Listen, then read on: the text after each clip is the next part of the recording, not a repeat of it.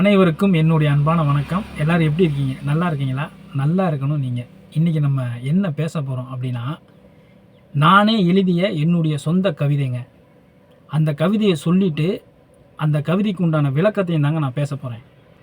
அதுக்கு முன்னாடி ஜாதி பற்றாளர்கள், மொழி பற்றாளர்கள், இனப்பற்றாளர்கள், மத பற்றாளர்கள் யாராவது இருந்தீங்கன்னா தயவு செஞ்சு இந்த வீடியோவை ஸ்கிப் பண்ணிவிட்டு போயிருங்க. அவங்களுக்கு உண்டான வீடியோ இது கிடையாது. இல்லை நான் புரிஞ்சுக்கிறேன், நான் பார்க்குறேன் அப்படின்னா தொடர்ந்து பாருங்கள், அது உங்கள் விருப்பம். ஆனால் பார்க்காமல் இருப்பது உங்களுக்கு நல்லது. உடலும் வியர்க்கும், உள்ளம் சுவைக்கும், இன்பம் இறந்து பிறக்கும் மனிதா.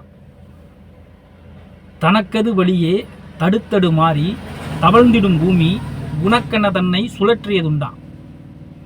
இங்கு உயிர்களும் தூங்க இருள் தன்னை கிழித்து விரைந்திடும் சூரியன் தன்கதிர் ஒளியை தனித்தொரு உயிரில் பாய்ச்சியதுண்டா. பயிர்களும் விளைந்து அது தன்னை இழந்து உன் பசி தன்னை போக்கியே வாழும். உன் சமுத்திர அறிவை கேட்டுப்பாரேன், இவையெல்லாம் இங்கு சம வழி என்று அது சொல்லும் இன்று. படைத்தவன் ஆற்றல் உந்தன் இதயம் வெளியே வைத்து படைத்திருக்கானா. அப்படி எதுவும் நிகழ்ந்திருந்தாலும் நீ சொல், என் ஜாதி, மதம், இனம், மொழி இதுதான் என்று. இதில் எடுத்த வரி, அந்த வரி பார்த்துக்கிட்டிங்கன்னா, உடலும் வியர்க்கும், உள்ளம் சுவைக்கும், இன்பம் இறந்து பிறக்கும் மனிதா.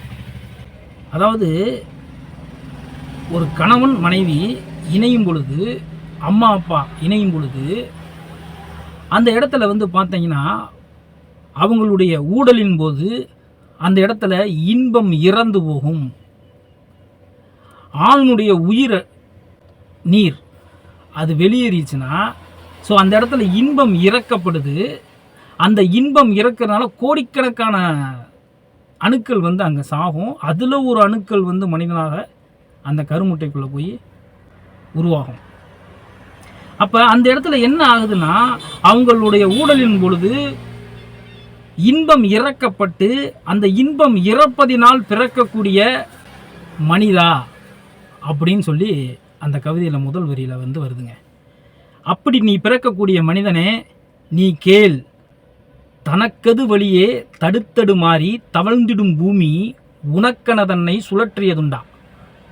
இந்த பூமி பார்த்தீங்கன்னா அதுக்குன்னு ஒரு வழியை உருவாக்கிக்கிச்சுங்க. யாராவது அதுக்கு உருவாக்கி கொடுத்தாங்களா? இல்லை.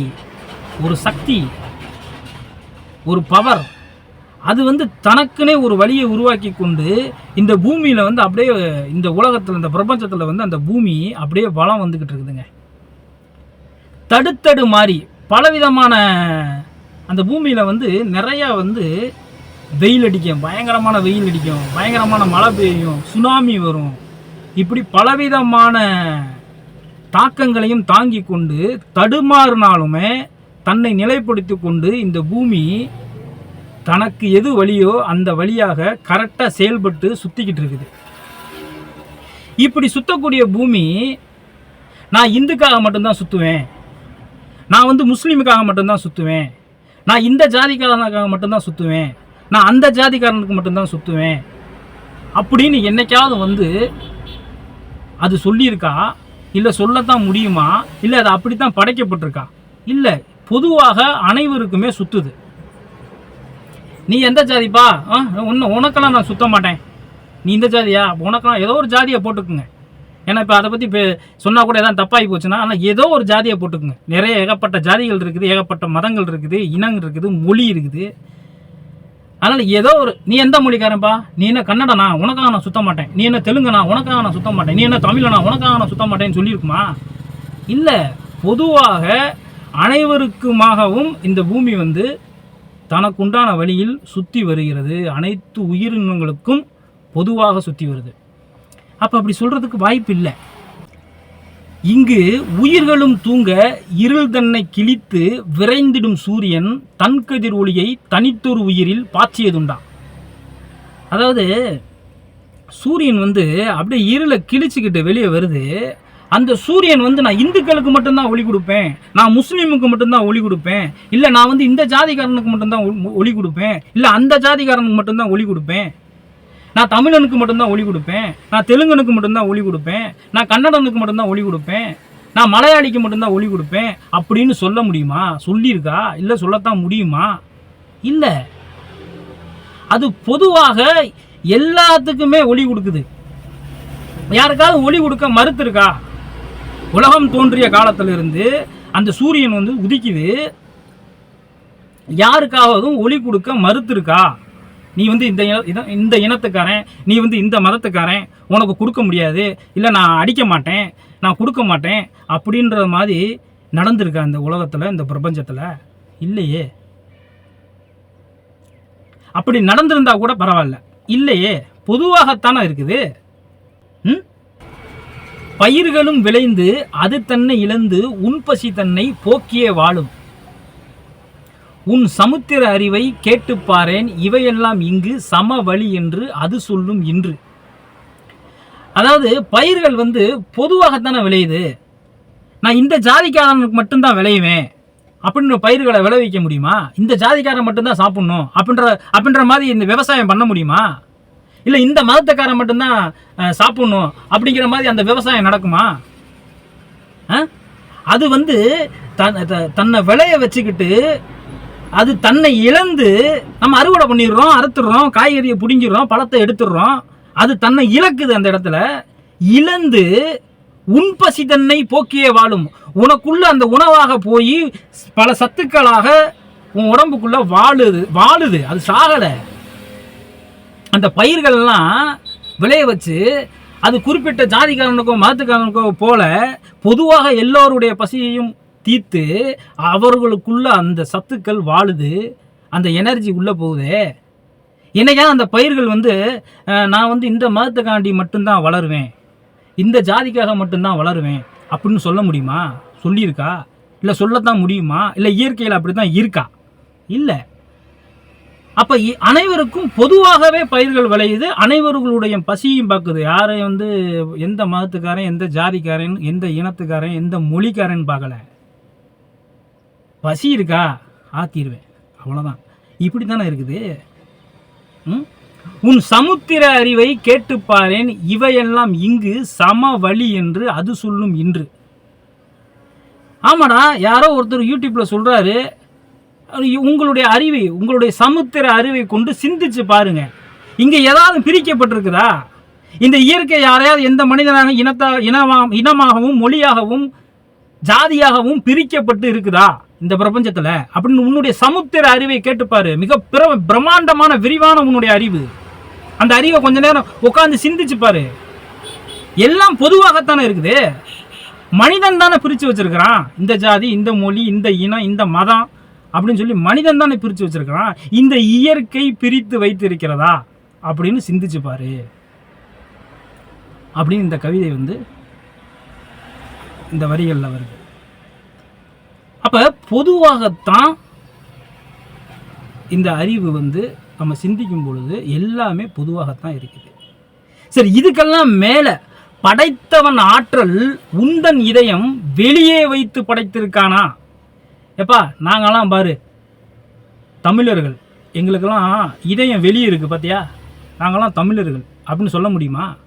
இதயம் எங்களுக்கு வெளியே இருக்குது பாரு, நாங்கள் வந்து பிரிக்கப்பட்டிருக்கோம், ஒரு மனிதனுடைய மனிதனாக வித்தியாசப்பட்டு நாங்கள் இருக்கிறோம் பாரு, எங்களுக்கெல்லாம் இதயம் வெளியே இருக்கு பாரு, நாங்கள் வந்து தமிழர்கள், எங்களுக்கெல்லாம் இதயம் வெளியே இருக்கு பாரு, நாங்கள் வந்து கன்னடர்கள், இங்கே எங்களுக்கெல்லாம் இதயம் வெளியே இருக்கு பாரு, நாங்கள் வந்து மலையாளிகள் அப்படின்னு சொல்ல முடியுமா?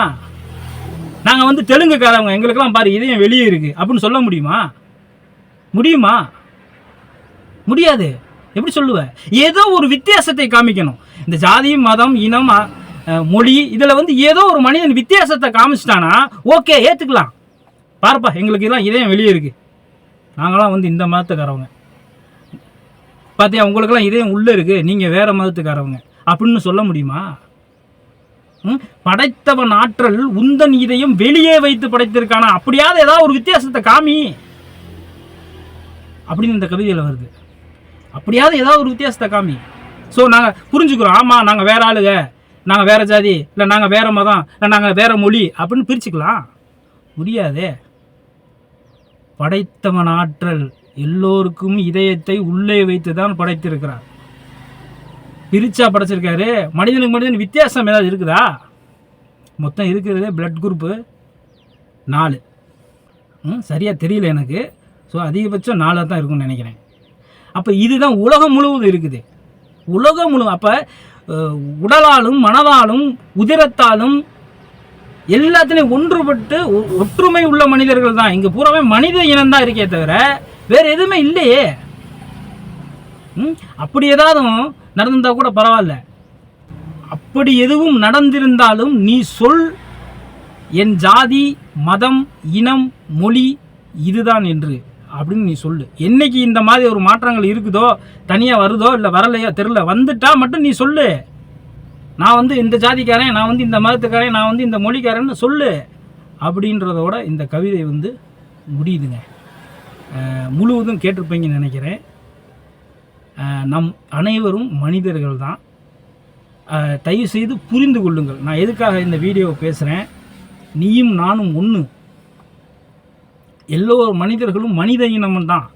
இது இங்கே மொழியாலும் மதத்தாலும் இனத்தாலும் பிரித்து சூழ்ச்சி செய்து இங்கே வந்து ஆட்சி பண்ணக்கூடியவங்களாக இருந்தாலும் சரி, யாராக இருந்தாலும் சரி, ஏதோ அவர்களுடைய தேவைகளுக்காக மனித இனத்தை பிரித்து ஆண்டுகிட்டும் வாழ்ந்துக்கிட்டும் அவங்களுடைய சுய தேவையை பூர்த்தி பண்ணிக்கிட்டு வாழ்ந்துட்டு இருக்காங்க. அப்போ நம்ம தான் புரிஞ்சுக்கணும், நம்ம அனைவரும் சமம் தான் அப்படின்றத ஒரு எண்ணம் வந்துருச்சு அப்படின்னா சண்டை வருமா? யாரு கூட போய் நம்ம சண்டை போடுவோமா? நான் வந்து மனுஷன், நீ வந்து வேற அப்படின்ட்டு போய் சண்டை போட முடியும்? எல்லாருமே மனுஷங்க தான். நான் வந்து இந்த ஆளுக, நீ அந்த ஆளுக அப்படின்ற சண்டை வராது. நீ நானும் மனுஷன் அப்படிங்கிற ஒரு மைண்ட் செட் ஒரு உண்மையில் ஏற்றுக்கும். அதான் உண்மையாக தான். அது மைண்டு அப்செட் பண்ணிடுச்சு, ஏற்றுக்குச்சு அப்படின்னா உங்களுடைய மைண்டு எப்படி சண்டை வரும்? நம்ம எல்லாருமே ஒற்றுமையாக இருந்தால், உலகம் முழுவதும் ஒற்றுமையாக இருந்தால் எப்படி இங்கே போர் வரும்?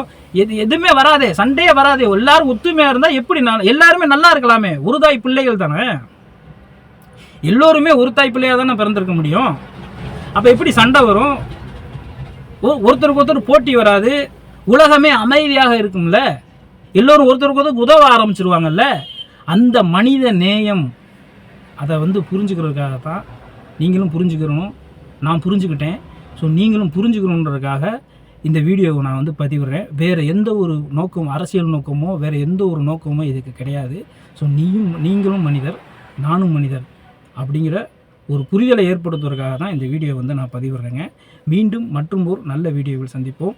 இந்த வீடியோ பிடிச்சிருந்தால் லைக் பண்ணுங்கள், சப்ஸ்கிரைப் பண்ணுங்கள். இந்த வீடியோவை மற்றவங்களுக்கும் ஷேர் பண்ணியும் விடுங்க. ரொம்ப நன்றி. மீண்டும் மற்றும் ஒரு வீடியோவில் சந்திக்கலாம். நன்றி.